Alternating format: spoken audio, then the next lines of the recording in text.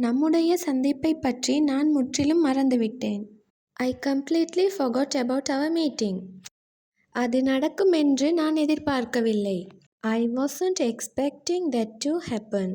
I wasn't expecting that to happen. நான் நினைத்ததை விட இது அதிக நேரம் எடுக்கிறது. It's taking longer than I thought. தயவு செய்து இதை வேறு விதமாக விளக்க முடியுமா? Could you please explain it in a different way? அதை பற்றி சிந்திக்க எனக்கு சிறிது நேரம் வேண்டும். I need some time to think about it. அது எனக்கு புரியவே இல்லை. அப்படி இல்லைன்னா அர்த்தமே இல்லாமல் இருக்குது. இது எப்படி இங்கிலீஷில் சொல்கிறதுன்னா, that doesn't make any sense to me.